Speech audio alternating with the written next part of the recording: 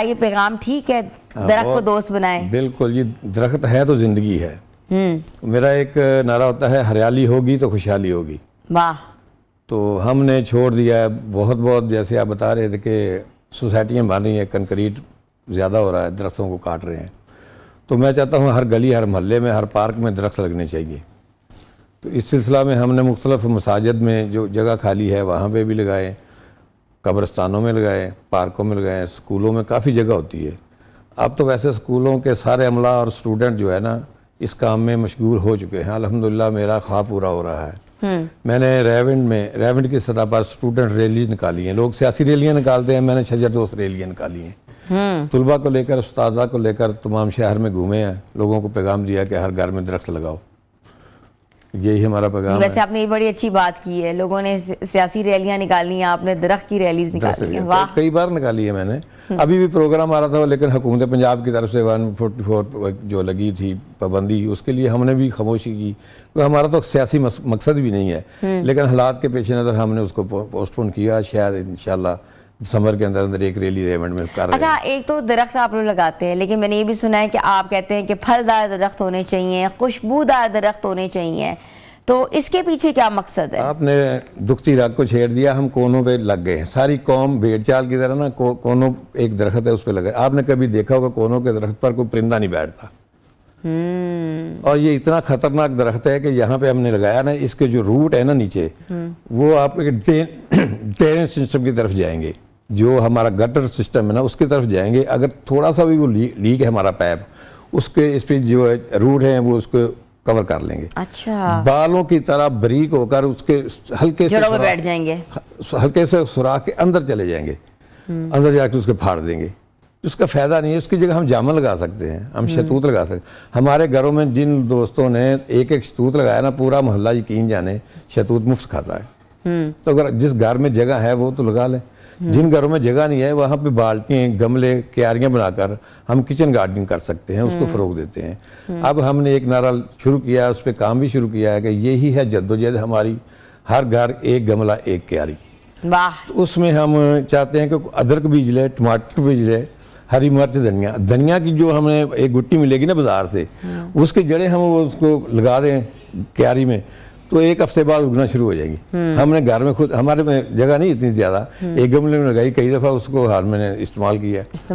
इस तरह हम टमाटर लगा सकते हैं और अदरक लगा सकते हैं, कई चीज़ें घर में लगा। अगर अच्छा, आप इफ्तिखार साहब आप क्या समझते हैं कौन से दरख्त जो है, जैसे आपने कोन वाले दरख्त की बात की है, वो नहीं लगाने चाहिए, और कौन से दरख्त जो है वो लगाने चाहिए? कोनों को बहुत ख़ास जगह पे लगाना चाहिए तहकीक के बाद, ये कहाँ इसकी ज़रूरत है। वो तो आई थिंक पहाड़ी इलाके में ज़्यादा नज़र आते हैं कोन के दरख्त, या रोही नालों के करीब।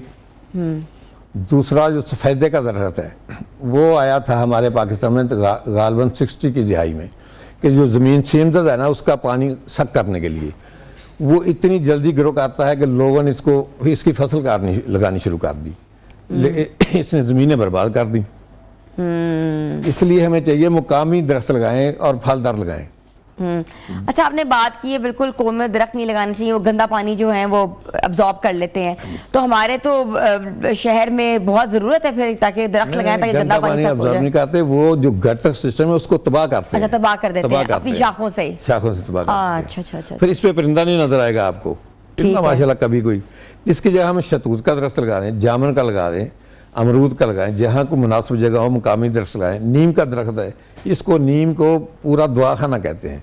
नीम का दरख्त बहुत फायदेमंद है, पूरा दुआखाना कहते हैं। इसकी 5 चीज़ें काम आती हैं, इसके पत्ते काम आते हैं, इसकी गूंद काम आती है, छाल काम आती है, हर चीज़ इसकी काम आती है। और जिस इलाके में ये ज़्यादा होंगे वहाँ बुखार कम होगा, ये बिल्कुल तहकीक शुदा बात है। इसी तरह और फूलदार पौधे हैं जो खूबसूरत भी लगते हैं। ठीक है। अच्छा, आपने थोड़ा सा इसका पस मंज़र बताएं, बैकग्राउंड बताएं। जैसे आप मुझे ऑफ द कैमरा बता रहे थे कि क्या ज़रूरत पेश आई आपको कि आपने ये जो मुहिम चलाई, और ये मुहिम आज की नहीं है, ये 25-30 साल पहले की मुहिम है जो कि आप चला रहे हैं। हाँ जी, ऐसे हुआ कि मैं ना जवानी में अभी नई अभी नौजवान लड़के थे हम, तो हमने एक तंजीम बनाई थी खिदमत खलक के नाम से।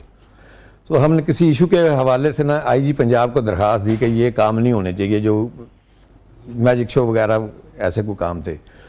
तो ASP हुमायूं रज़ा शफी साहब हमारे नवाकोट सर्कल के थे ऑफिसर, उन्होंने मुझे कॉल किया हम उनसे बातचीत की तो उनका ये ऐसे काम नहीं चलता, आप जो दोस्त है ना वो किसी अच्छे काम पे लग जाएं कि हम बताएं हमें क्या करना चाहिए, हम आवारा नहीं फिरना चाहते। उन्होंने कहा आप दरख्त लगाया करो। तो मैंने फ़ौरन कहा कि हमारे पास तो जगह नहीं है। यही लोग आज हमें कहते हैं हमारे पास जगह नहीं है। तो हुमायूं रज़ा शफ़ी साहब ने हमें एक्सप्लेन किया कि आप थानों में दरख्त लगाएं, मस्जिदों में लगाएं, स्कूलों में लगाएं, कब्रिस्तानों में लगाएं, ऐसी कोई भी जगह मिले। तो फिर आस्ता आस्ता मैंने उस वक़्त फौरी शुरू नहीं किया, आस्ता आस्ता मेरे दिल में बात बैठी थी तो करते रहे। तो मेरा नज़रिया ये है कि दरख्त हमारा दुश्मन भी लगा रहा होगा ना तो इफ्तिखार हुसैन रहमनी उसके साथ खड़ा होगा। और अल्हम्दुलिल्लाह मैंने अपने मुखालफ तरीन जो सियासी या नज़रियाती मुखालफ थे उनके साथ भी दरख्त लगाने के लिए निकला हूँ। अच्छा, हमेशा से ये कहा जाता है या देखा भी जाता है जो लोग दरख्त लगाते हैं उनके पीछे ज़मीनें होती हैं, उनके अपने बागात होते हैं, लेकिन आपके पास ये सब कुछ नहीं भी है लेकिन एक विजन आप लेके चल रहे हैं। वो एक कमर्शियल उनका कारोबार है ना, वो भी करना चाहिए, लेकिन हमारे घर में एक गमला तो रखा जा सकता है ना।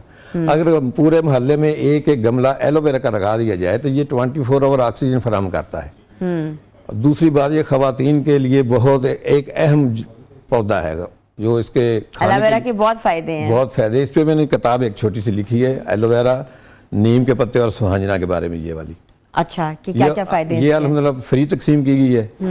और अभी मेरी एक किताब ज़ेर तबाह है, शजरकारी और किचन गार्डन के रहन मासूल, वो भी कोशिश करेंगे उसको फ्री तकसीम करेंगे अगर किसी ने उसको प्रिंट अच्छा, आप इफ्तिखार साहब खवातीन के लिए क्या आप अवेयरनेस पैगाम दे रहे हैं जो किचन गार्डन के मुताल्लिक, क्योंकि किचन की जो हकदार होती हैं खातून होती हैं और खातून ही गार्डनिंग का भी शौक रखती हैं। मैंने पहले भी एक प्रोग्राम में खवातीन से रिक्वेस्ट की थी कि अगर शहर को साफ़ करना है, सुथरा रखना है, तो आप सब्ज़ी छीलने के बाद में इसके छिलके शापर में डालकर नाली में ना फेंका करें।